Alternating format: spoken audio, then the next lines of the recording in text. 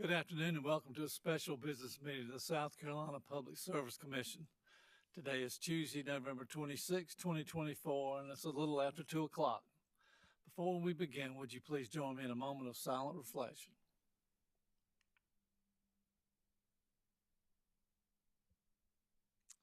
Thank you very much. First, a roll call. Commissioners present in the hearing room is Commissioner Belser, Commissioner Williams, Vice Chair Williams, and I'm Chairman Powers. Joining us virtually, we have Commissioner Hedden Thomas and Commissioner Mike Caston. Mr. Powers, if you would, please proceed with the docket. Thank you, Chair Powers, Vice Chair Williams, and Commissioners. First, I'd like to remind Commissioners that our next regularly scheduled business meeting will be held on Thursday, December 5th, 2024 at 2 p.m. Next business meeting will be Thursday, December 5th at 2 p.m. Thank you. Today we have two items on the agenda. Item number one is in docket number 2024-192E regarding the final disposition of this docket. All right. It's my understanding Vice Chair Williams was going to make a motion, but there's been a request to continue the matter till the December 5th meeting. Is that acceptable, Commissioner, Vice Chair? No objection for me, Mr. Chair.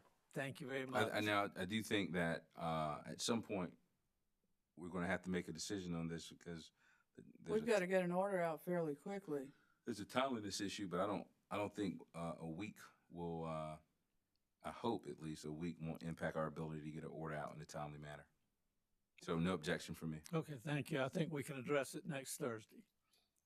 Next item. Item number two is in docket number 2023-390E regarding an amendment to the Commission Directive dated October 10th, 2024 in this docket. All right, having heard the item read, do I hear a motion? Chair Powers, this is Commissioner Caston. I'd like to make a motion. Commissioner Caston, you have the floor. Thank you. I move that the Commission amend the directive issued on October 10th, 2024 in docket number 2023-390E. Commission may, pursuant to South Carolina Code annotated Section 5827-2130, rescind or amend any order or decision made by it in any time, except in limited circumstances enumerated in the statute, which do not apply in this case. Therefore, I move that the first paragraph of current directive be amended to read as follows. I move that the Commission deny approval of the proposed residential service tariffed on-bill pilot program, TOB pilot program, requested by Duke Energy Progress, LLC, DEP of the company. I further move that the first sentence of the second paragraph of the current directive be amended as follows. While the TOB pilot program was part of the settlement agreement from DEP's most recent rate case in order number 2023-138 and docket numbers 2022-254E and 2022-281E, all proposed programs must comply with the appropriate statutory requirements. The amended directive will now be as follows. I move that the Commission deny approval of the proposed residential service tariffed on-bill pilot program, TOB pilot of the pilot program, requested by Duke Energy Progress, LLC. While the TOB pilot program was part of the settlement agreement from DEP's most recent rate case in order number 2023-138 and docket numbers 2022-254E and 2022-281E, all proposed programs must comply with the appropriate statutory requirements. Commission will issue a full order detailing the specific findings of fact and conclusions of law related to this decision.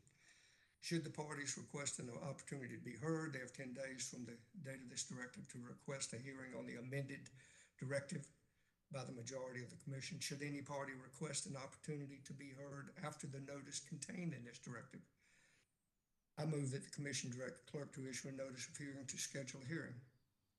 Should none of the parties request an opportunity to be heard pursuant to South Carolina Code annotated Section 5827-2130, I move that the Commission issue a final order detailing the specific findings of fact and conclusions of law related to the Commission's decision.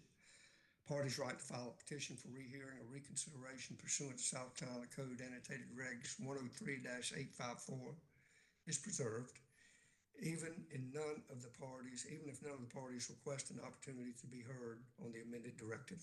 I so move. Thank you, Commissioner Caston. Having heard the motion by Commissioner Caston, is there any further discussion?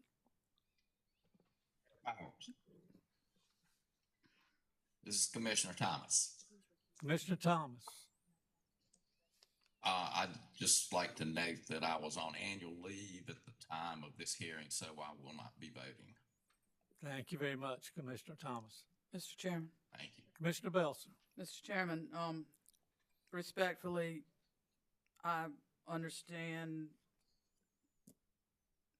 wanting to amend this, but I will not be supporting it because I disagree with the premise of denying the program, so I will not be supporting the motion. Thank you. Thank you very much. Any further discussion? Mr. Chair, Vice Chair Williams. Commissioner Caston, I definitely understand that times arise that we need to amend our motions and you know, for various reasons, and I respect that, and I definitely am not opposed to the opportunity arising to make an amendment similar to Commissioner Belzer, because I don't support the outcome. Respectfully, I'm going to vote against your motion, but definitely appreciate you identifying the need to amend. So wanted to make sure you knew that. Thank you, Vice Chair. Is there any further discussion? Hearing none, we'll proceed to a roll call vote, beginning with Commissioner Caston. Aye. Commissioner Vice Chair Williams. Respectfully, I vote no. Commissioner Williams. Aye. Commissioner Belser. I vote no. And I vote aye. The motion carries. Mr. Chairman and Commissioners, this concludes all business noticed before the Commission today. Thank you very much, Mr. Powers. I hope everyone has a very happy Thanksgiving, and we will see you again on December 5th. We're adjourned.